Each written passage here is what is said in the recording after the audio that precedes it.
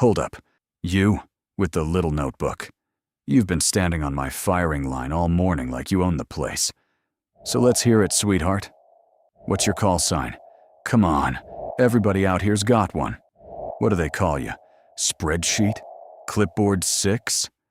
The line laughed because Gunnery Sergeant Tyler Brackett wanted it to laugh. 30 Marines on a hot range at 0840 hours, and not one of them risked a straight face when the chief range officer made a joke. The gravel behind the firing positions had been raked at dawn. The target berms marched out in clean steps to 1,000 yards. Heat shimmer was already climbing off the grass, and a salt wind came over the two ridgelines that hid the coast. The woman with the notebook did not look up. She was crouched behind a spotting scope at the 600-yard position. Gray softshell, faded ball cap, a contractor lanyard around her neck that read, "Range Data," in block letters. Her eyes stayed on the glass, on the boil of the mirage.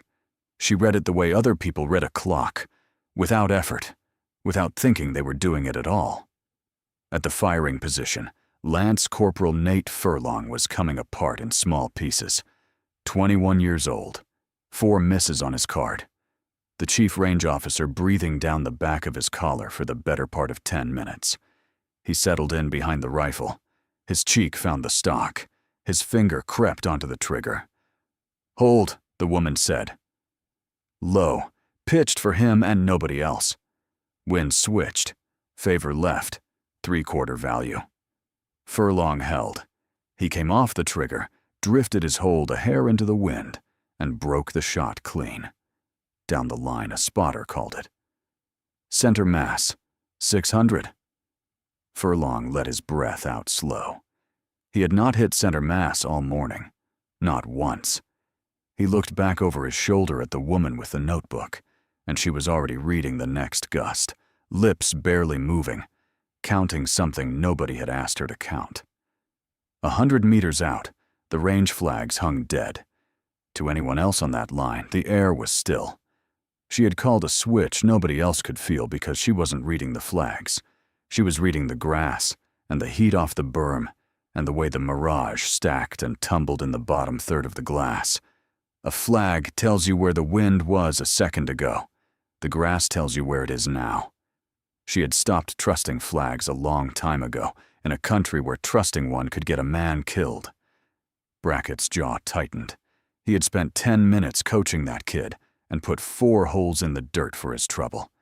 The contractor had spent 4 words, so he got louder. That was the move that had always worked for him. "I asked you a question. The whole line wants to know. You walk around with that scope like you've shot something bigger than a paper target. So go on. What's the call sign? Or did the agency forget to issue you one with the clipboard?" The woman straightened, slowly. She turned and met his eyes, flat, gray, patient as stone in a riverbed. And she said nothing at all. Then she bent back down to the glass. The silence sat wrong on the line. A non-answer was not supposed to land harder than a comeback. Brackett felt it land anyway, and he covered the feeling the way he covered everything, by getting bigger. He clapped Furlong on the helmet and announced to the world that maybe the kid would finally shoot like a Marine now that the babysitter had earned her paycheck for the morning. A few of them laughed again, fewer than the first time. On the tower, Master Gunnery Sergeant Desmond Toller stopped writing. He was 50 years old, and he had been on this range, in one billet or another, for the better part of half his life. He had watched the contractor call that wind switch before the flag showed it. He had watched her absorb a gunnery sergeant's best work in front of 30 Marines without so much as a blink. Neither of those was a contractor's habit. Contractors flinched.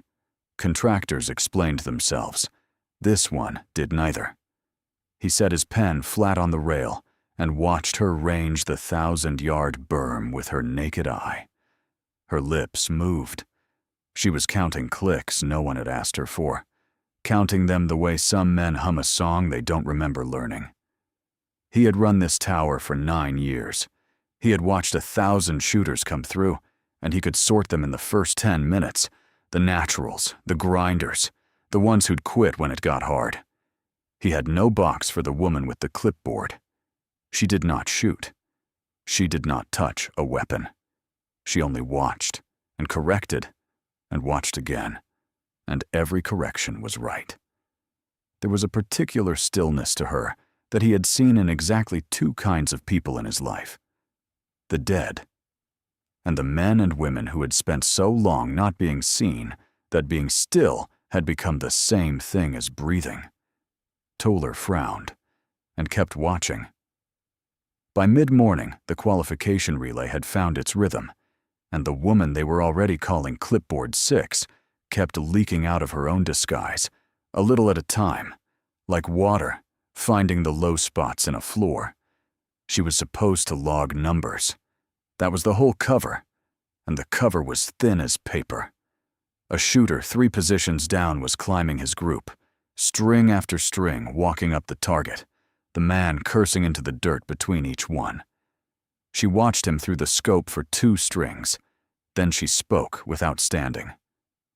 "That's not you," she said. "Your group's walking vertical. 3/4 minute a string, clean as a ladder. Check your rear ring screw. You're shooting a story, not a target." The Marine checked. The rear scope ring was finger loose, backed off maybe a 1/4 turn. He torqued it down with the multi-tool off his belt, sent a fresh string, and put 4 rounds into a cluster the size of a fist at 600 yards. He stared at the cluster like it had come to him in the mail, with somebody else's name on the box. Toller came down off the tower. He drifted toward her, the way a man drifts toward a card game he already means to win, slow and sideways, and he tested her, casual and lethal. 850, he said, like he was asking the time. Full value crosswind, left to right. What's your hold? She answered the Mirage, not him. 1.5 mils into the wind. Maybe a touch more. Your flags are lying to you. The real value's down low in the grass where the air actually moves. If your turret's capped instead of geared for mils, call it 11 minutes up. 4 left. A beat. But you knew that, Master Guns. You wanted to see if I did. And the come up if I'm shooting it uphill, she added, before he could decide whether to be impressed. You'll shave it. The gun thinks the target's farther than it is when you're looking down at it. Most people forget that and shoot over. They blame the wind. It was never the wind. Toller's face changed. He had asked the question to catch a fraud. He had caught a sniper, clean on the first round. She did not notice him notice. She was already reading the coastline 2 ridges over, ranging the tower, ranging the tree line at the edge of the impact area, ranging everything in the bay without being asked and without stopping.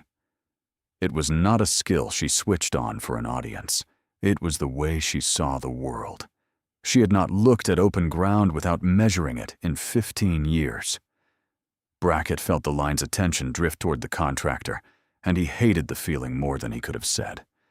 So he took the firing point himself.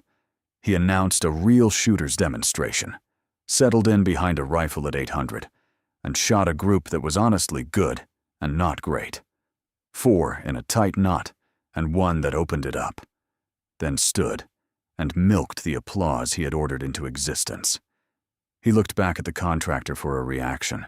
She gave him a small, flat nod, the kind a coach gives a student who has finally done the minimum and should not expect a parade for it. He turned away fast, but the nod sat under his skin all afternoon like a splinter he couldn't find. He was the best shooter on this range. Everyone said so.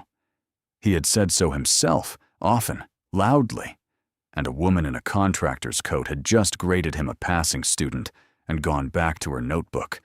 And the worst part, the part that itched, was that some quiet animal part of him suspected she was right, that she could have stood up, taken his rifle, and put all 5 into a hole, that she had chosen not to, the way you choose not to correct a child in front of company.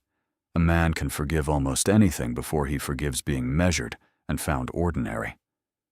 Furlong found her at the water cans afterward, grinning, unable to help himself. "Ma'am, where did you learn to call wind like that? I've never seen anybody read it that fast. The flags weren't even moving." "Around," she said. "Come on. The flags were dead, and you called a switch a full second before. Around, Furlong." But she said it gently, and she filled his canteen for him from the can while she said it, and the kid walked off looking like somebody had handed him something he'd carry a while.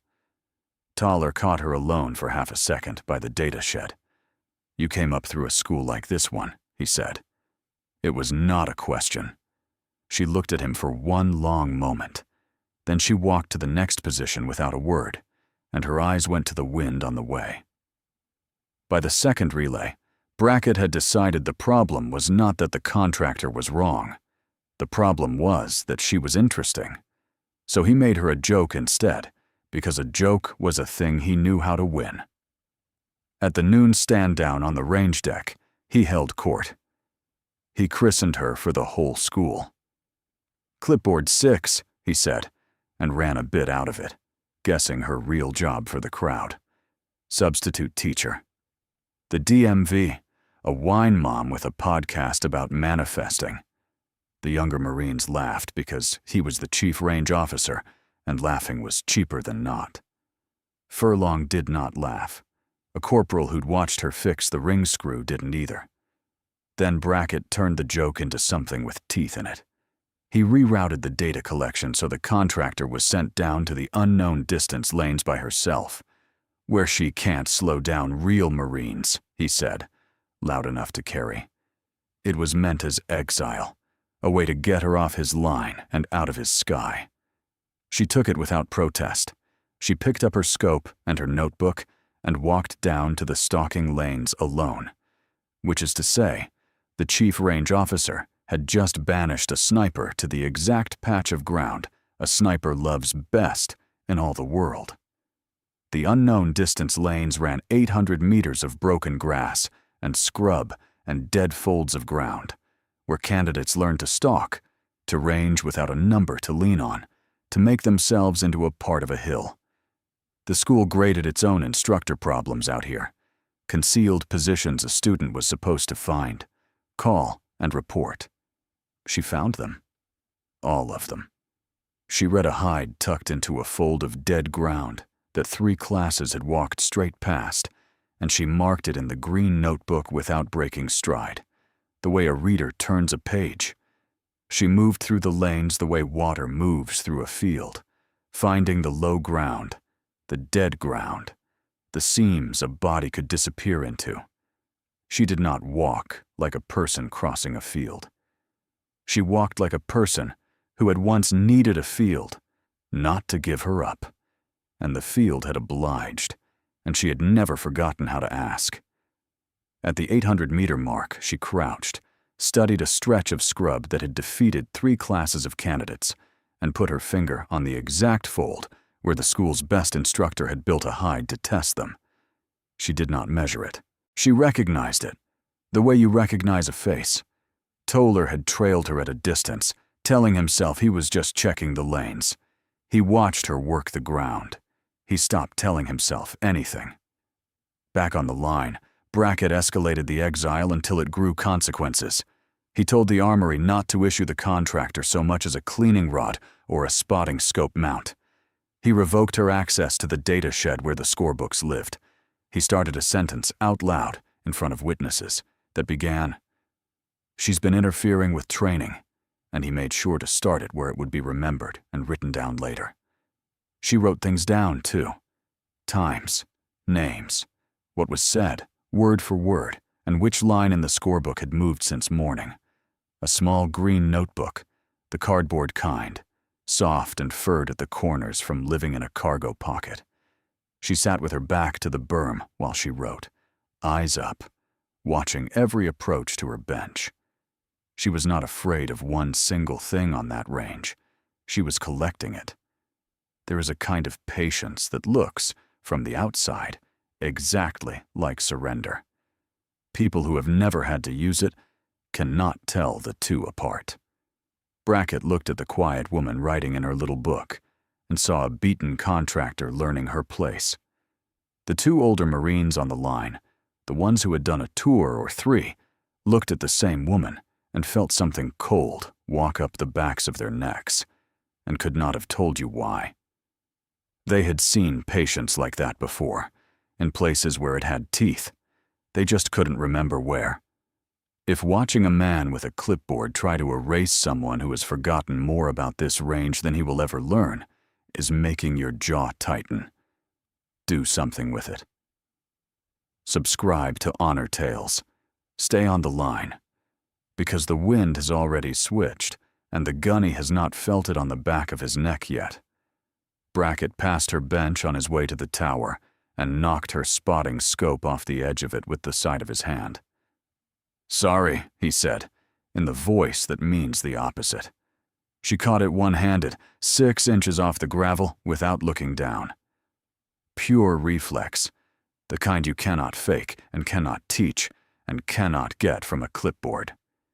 She set it back on the bench, square to the edge, and went on writing. The laugh died in his throat for half a second before he found it again and walked on. On the morning of the second day, Brackett stopped joking and started forging. He wrote up a range safety violation against the contractor. Civilian crossed the firing line during a hot relay, the form said, in his blocky hand. It described an event that had never happened, timed neat to a 15-minute window, when the range camera covered nothing but the parking apron and a stretch of empty road. He carried it down to 2 junior Marines and told them to initial it as witnesses. One signed fast, eyes down, wanting it gone.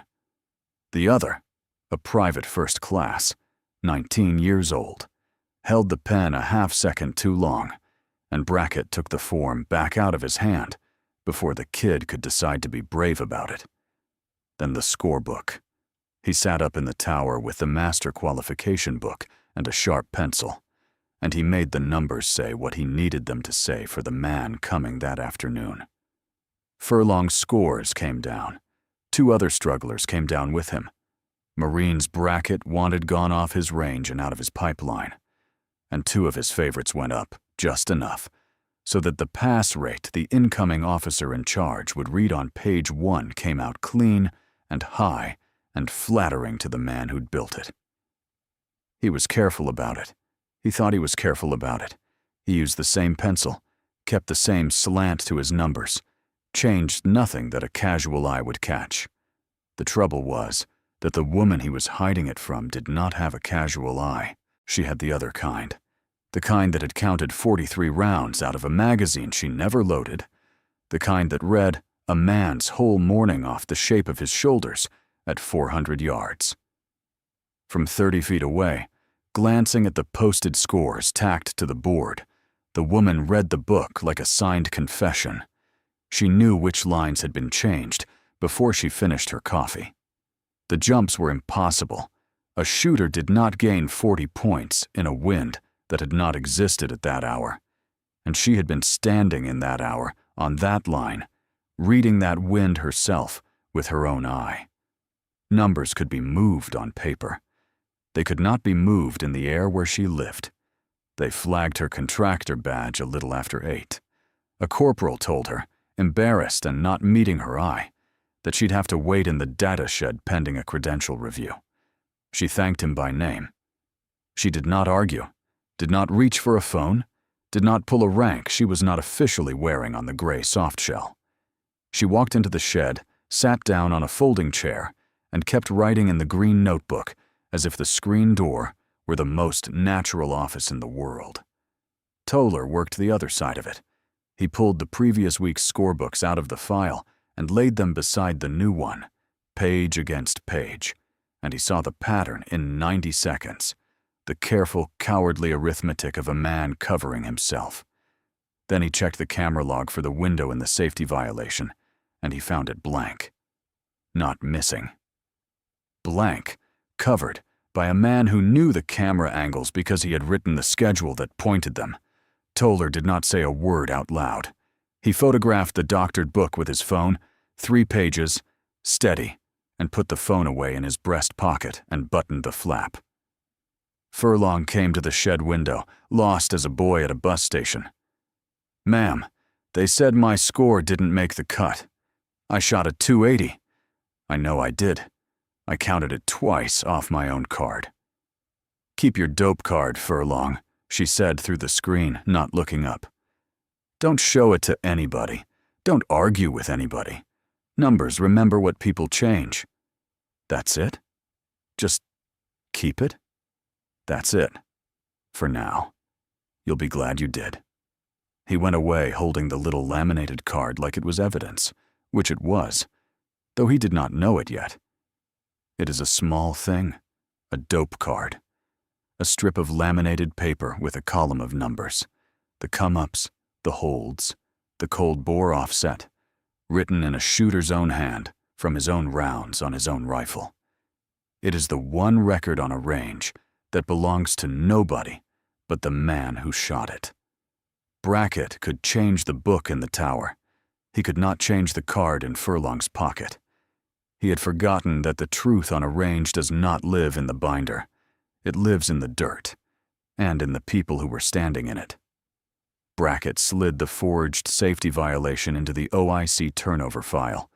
The thick binder the new officer in charge would open first, the one meant to introduce the school to its new boss in the best possible light. He squared the page against the others, tapped it flush, and closed the cover, well satisfied with the morning's work.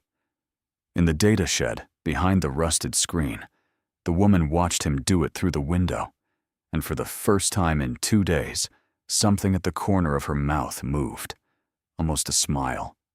Not quite one. The look of a marksman watching a target settle into the exact center of the glass. Toller could not let it go. That was the trouble with a man who had spent 30 years training himself to notice things. He could not choose to stop noticing them. He found her at the end of the day standing in front of a brass plate, bolted to a low stone wall outside the data shed, the school's fallen sniper's plaque, a quiet column of names of graduates killed in action overseas. She was standing very still in front of it, hands loose at her sides. He noticed she had walked straight to the wall without searching for it. She had known exactly where it was before she ever came to this base. "Contractors don't memorize where we keep our dead," Toller said. She didn't turn around. He came up beside her and kept his voice low. Off the record. The way two old hands talk when nobody with bars or oak leaves on the collar is close enough to hear it. "The camera window's blank, the scorebook's cooked, and I can show you the page. And all morning yesterday you were calling Mirage like you came out of the womb reading it. Contractors don't call Mirage." He let the next 2 words sit by themselves. "Snipers do. So I'll ask it plain. Who are you?" She let the question hang there in the evening air. Out past the wall, the wind came down off the ridge and moved through the dry grass in a long gray wave, and her eyes tracked the wave without her permission, reading a value off grass she would never shoot across. Toller's memory was doing arithmetic of its own, fast and quiet. He had been a young instructor on this very range a long time ago. He remembered a student, a sergeant then, female, quiet, ferocious behind glass, the kind of shooter that came along maybe once in a class. He remembered, a few years after that, a story that came back from overseas. A ridgeline in a country full of dust. A hide held past, the point a body was supposed to be able to hold it. A shot nobody believed could be made anyway. And a name that had gotten itself attached to the whole impossible business and never let go. He did not say the name, not yet. He was not certain his voice would behave if he tried. "You should make a call," he said instead. "One call, ma'am. End it tonight. Quiet and walk it back. Brackett's a bully, but he's got 20 Marines who'll swear to whatever he hands them, and you've got a contractor's coat and a notebook. Let me handle him slow, the right way." "If I make a call," she said, "he learns nothing. And the next kid he buries in a scorebook learns nothing either." Her eyes were still out on the grass. "Let it run, Master Guns." Toller looked at her for a long moment. Then he understood it whole. She was letting Brackett build the case himself, brick by forged brick, because a case a man builds against his own self is the only kind that teaches the room standing around watching him do it. She wasn't a victim waiting to be rescued. She was a sniper, and she had a target in the glass, and she was waiting on the wind. "He's going to put it in front of the new OIC, Toller said, half to himself, working it out as he spoke. The violation, the cooked book. He's going to hand the whole lie straight to the incoming boss on the first morning, because he thinks the new boss won't know any better." He looked at her. The grass moved. Her eyes moved with it. "And you're going to let him hand it to you?" She didn't answer. She didn't have to. He saw it on her then, plain as a flag in a full-value wind. Not anger, not even satisfaction. Just the long, level patience of someone who had waited out worse than a gunnery sergeant, in worse places, for higher stakes than a scorebook. He stopped trying to protect Brackett. He started protecting the evidence instead. He thought about the 3 photographs riding in his breast pocket, and was glad, suddenly and completely, that he had taken them. There is a name the Master Guns will not say out loud yet. A call sign that came off a ridgeline attached to a shot nobody believed could land.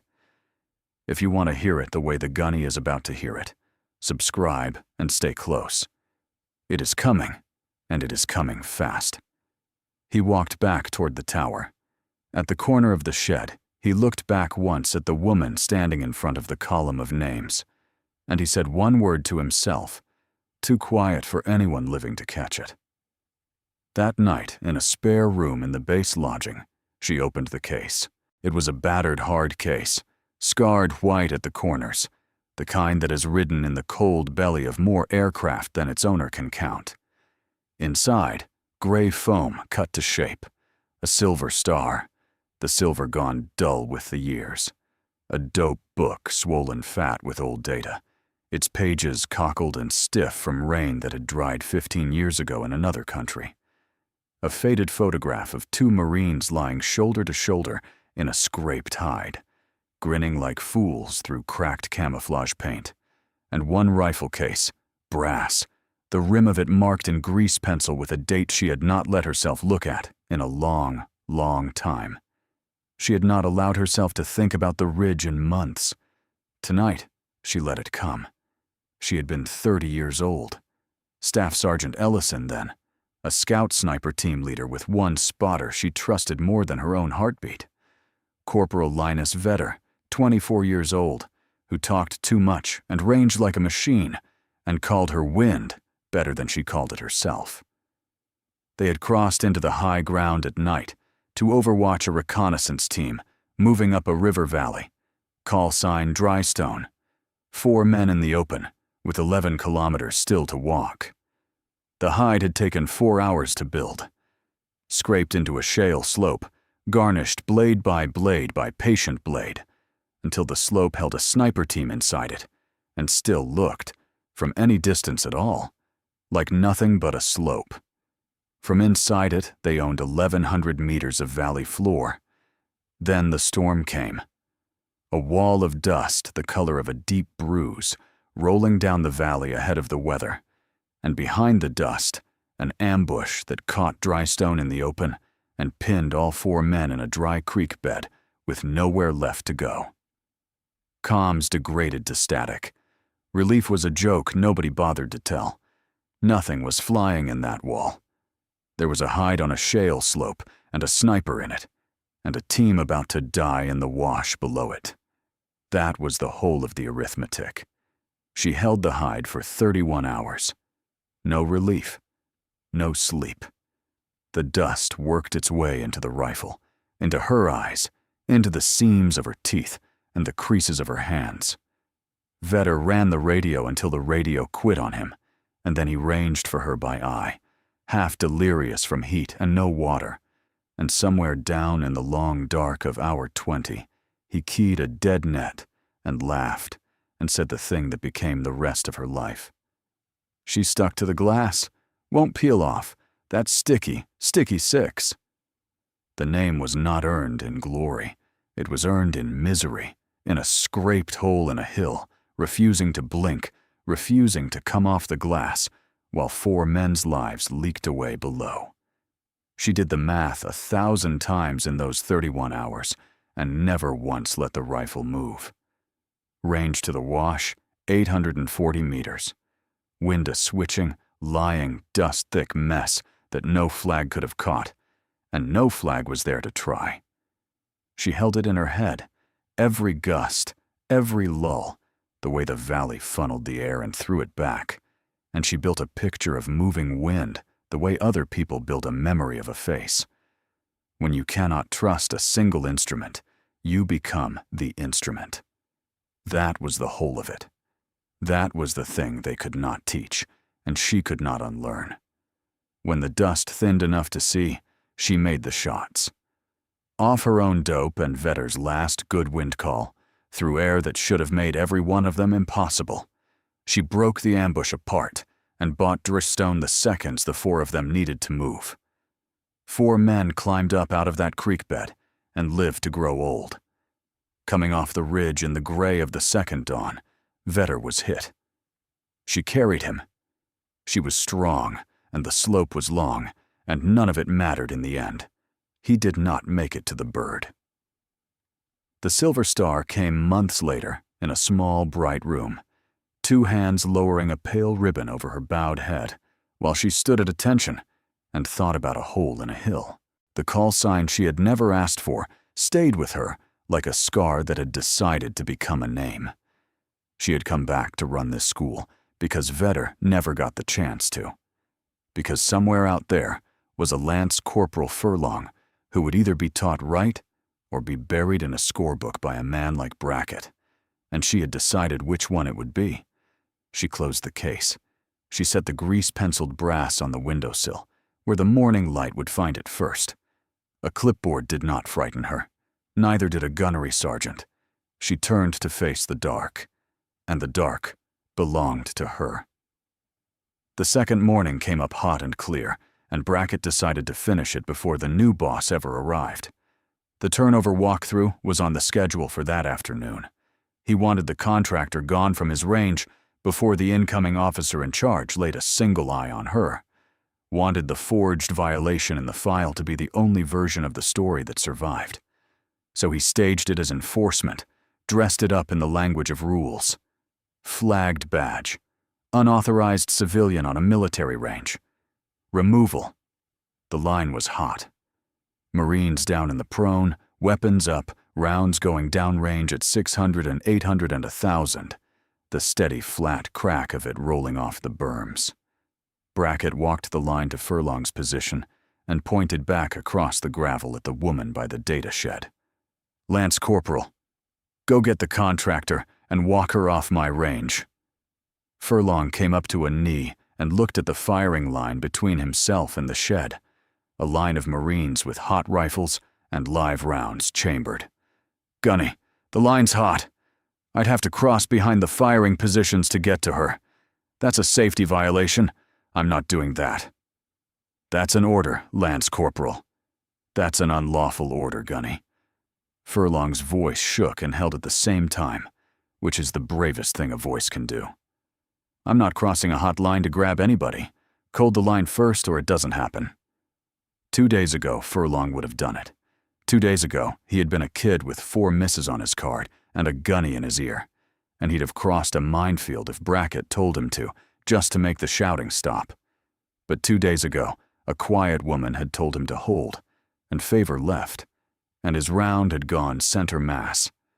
She had filled his canteen and told him to keep his dope card, and said numbers.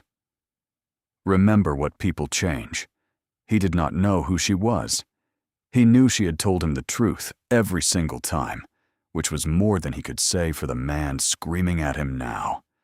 So he stayed on his knee, and he said no, and the word came out steadier the second time. For a long second, Brackett could not make the world fit. A Lance Corporal, telling him no in front of the line. Then the anger took him the way it always took him, fast and total, and he did the thing himself. He stalked down the gravel to the shed, took the woman by the upper arm, and hauled her around toward the road. "You're done on my range. Walk, or be walked off it." She let him.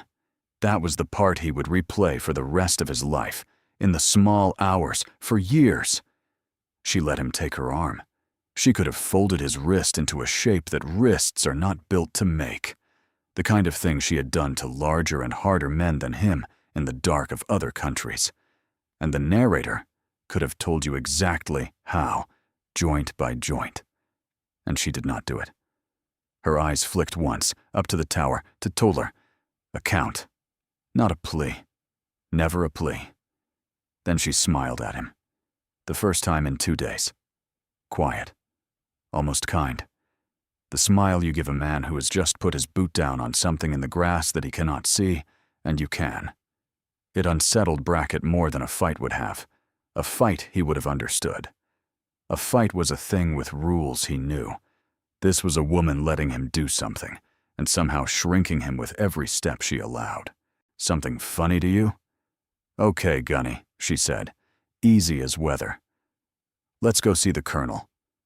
He should have heard it. Later he would understand that she had not asked a question, had not begged, had not threatened. She had told him where they were going, the way you tell a man the time. She knew the colonel was coming. She had known it would be the colonel before Brackett knew anyone was coming at all. He was marching her exactly where she had decided, 2 days ago, to be marched. On the tower, Master Gunnery Sergeant Toller picked up the range phone and said 3 words into it. And at the gate end of the range, where the access road came in past the ammo point, vehicles. 3 of them, government plates, rolling to a stop in a small rising cloud of their own dust. The change of charge walk-through party, early by an hour. Brackett's hand was locked around the contractor's arm in front of a hot firing line as the doors of the lead vehicle swung open. He was still talking, still building his case in the air. She was already looking past him, past his shoulder, past the whole rotten morning, at the man stepping out of the lead car and settling his cover on his head. Colonel Aaron Shaw had commanded the Scout Sniper School for 2 years, and he had driven down to the range that afternoon to hand it to someone he respected more than almost any officer in the Marine Corps. He crossed the gravel with 2 staff officers and a sergeant major a pace behind him, and he was 3 strides onto the range deck when he saw it. A gunnery sergeant, with his fist clamped around the arm of the woman Shaw had come out there to install as the new officer in charge of his school. The range went quiet, the way a room goes quiet, when everyone in it senses, all at once, that something is about to break and cannot be unbroken. Toller came down off the tower fast, almost at a run, and snapped to. He had decided, somewhere in the long middle of the night, that if it came to it, he would be the one to say it. He looked at the woman, and he said it out loud. The word he had not let himself say at the wall. "Ma'am, Master Guns Toller. We crossed paths a long time ago, right here on this range, when you were a sergeant, and I had less gray in it." His voice did not shake now. It carried. "Sticky 6. The word went through the line like current down a wire. 2 older Marines on the firing line, men who had been in long enough to have heard the story passed, hand to hand, the way that story got passed, came up off their bellies and stood, weapons safe, eyes front. A staff sergeant near the tower took his cover off without quite knowing what his own hand was doing. Colonel Shaw stopped square in front of Brackett, and his voice came out formal and ice-clear and carrying. "Gunnery Sergeant, take your hand off Lieutenant Colonel Ellison." Brackett did not move. His brain had not caught up to his ears yet. "She is your incoming officer in charge," Shaw said.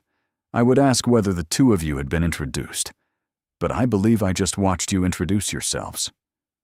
Brackett had a rifle slung across his front, and his free hand resting on it, the way a range chief's hand always rests on a weapon, out of 30,000 repetitions. His fingers came open. The rifle dropped off his grip and hit the gravel with a flat, ugly clatter that every soul on that silent range heard and would remember. His face went through it in order, the way a man's face does when the floor leaves. Confusion first, the contractor, Clipboard Six, the wine mom with the manifesting podcast, none of those words fitting the words he had just heard. Then disbelief, as Lieutenant Colonel arrived and refused, simply refused, to fit into the same world as the last 2 days. Then recognition, as all of it came back to him at once and stacked up. The wind she had called that he could not, the scope she had caught one-handed without looking, the green notebook that had never stopped moving, the doctored book, the forged violation he had slid into her own turnover file with his own hand, the order he had given on a hot line. Then horror, plain and total and final, as he understood that every single thing he had done across 2 days, he had done to the woman now standing free of his grip in the morning sun. And she, free now, rolled her shoulder once where his hand had been, easing it, and her eyes went, out of nothing but habit, down range to the 1,000-yard berm, reading the wind, reading it the way she would always read it, in any country, at any hour, for the rest of her life. For 2 days he had built a story in which he was the only real Marine on the range, and she was a joke he got to tell. Now the story turned itself inside out in front of 30 witnesses, and every laugh he had collected came due at once. Clipboard 6, stick to the clipboard, leave the shooting to people who've earned it. He had said that. To her. To a woman with a silver star in a hard case, and a name that 2 of his own Marines had just stood up at the sound of. The line came to attention without an order to do it. Furlong, still on his knee, rose and squared his shoulders. Toller let out a breath he might have been holding since the night before. "Range is cold," Shaw said. "Clear that weapon and recover it. Gunnery Sergeant Brackett, you are relieved as Chief Range Officer pending investigation. Sergeant Major, escort him off my line." Nobody picked the rifle up for a long second. It lay there in the gravel between Ellison and Brackett, muzzle down in the dirt. The one sin a range chief can never explain away lying right there at his own boots. Ellison looked at it. Then she looked at him. "Safety first, Gunny," she said, even and quiet. And she stepped over it. It came apart in a single morning, the way rotten things always do once the first board has been pulled up and the light gets under the rest. Toller handed Colonel Shaw the 3 photographs from his phone, the doctored scorebook, page against page against page, and beside them, the camera log with its blank, impossible window of time. Ellison produced the green notebook. 2 days of times, names, and exact quotes, written in a small, steady hand by a woman everyone had believed was being quietly humiliated when she had in fact been building a case the whole while. The forged safety violation was lifted out of the turnover file and laid down next to the empty camera window, and the 2 pieces of paper told the entire story between them without anyone needing to raise a voice. An investigating officer was appointed before noon. Brackett was relieved and taken into custody pending charges, making false official statements, the unlawful order on a hot range, and a pattern of hazing against Furlong and the shooters he had buried in the book to keep his own numbers shining. The private first class who had held the pen too long came forward on his own and recanted his initials before anyone asked him to. He was counseled, not crushed, because Ellison told the investigating officer that the kid had been 19 and afraid of his gunny, and that fear in a 19-year-old was a thing you fixed, not a thing you ended a man over. The 2 favorites whose scores Brackett had inflated were quietly pulled back to the line and refired and rescored, honest this time, by their own hands. The whole small, rotten kingdom came down by lunch. If you stayed on the line for this one, for the wind call, for the green notebook, for the rifle in the gravel, then do the thing that keeps these stories coming. Subscribe to Honor Tales. There is another name out there, and another morning. And we are only just getting started. She found Furlong at the water cans. She had her real uniform on now, the rank she had been wearing under the gray softshell the entire time. And the kid did not know whether to salute or apologize, and ended up doing a clumsy little of both. "Your score's restored," she told him. 281, actually. You miscounted by 1, against yourself, not 4. You shot better than you thought you did. She let that land a second. And you refused an unlawful order on a hot range, out loud, in front of the man who could have ended your career for it. You have any idea how rare that is, Furlong? The line was hot, ma'am. I couldn't. That's all. That's the whole job. That's the entire job, start to finish. He chose the loudmouth. You chose the line. She looked at him a moment longer. I'm telling the colonel I want you tracked toward instructor duty. Don't lose what made you say no this morning. Most people lose it somewhere along the way, and they never even notice it's gone. He stood a little taller and did not trust himself to speak, and that was all right with both of them. Dusk came down slow. The range emptied out. The flags hung slack and then stirred, the way they always did in the cool of the evening when the land let go of the day's heat. And a woman in a Marine Corps uniform walked alone across the gravel to a brass plate, bolted to a low stone wall. She stopped 2 fingers below one name, Corporal Linus Vetter. She stood the way she had stood in the hide on the ridge, still, patient, reading a wind that wasn't there, that would never be there again. Her secure phone buzzed against her hip, a message from a call sign she had buried in 2011. Drystone, the recon team leader she had pulled out of a creek bed in a dust storm, reported killed 2 years after, mourned, filed away, grieved and let go of. 3 lines on the small screen. A coded greeting first. Still stuck to the glass, sticky. Then a photograph, grainy and dark. A freighter at a floodlit wharf, the water gone black around the hull. Container cranes standing over it like gallows. Then 1 line of text beneath it. Dock 14. Aiden, come read this wind for me. She looked at it for a long time. The light went out of the sky behind the 1,000-yard berm. Somewhere, a long way off, a gull complained about the dark. Aiden, a wharf. A wind she had not read yet, over water she had never crossed, for a man she had buried twice. Once in a creek bed, once in her own heart. Drystone was alive. The arithmetic of that was going to take her a while. She did not smile. She closed the screen, set her palm flat against the cold brass below Vetter's name for 1 second, the way you'd touch a shoulder, and turned. Then she started walking. Every soldier carries a story that few ever hear. Listen with your heart. Thank you for staying and watching. Subscribe to Honor Tales for more.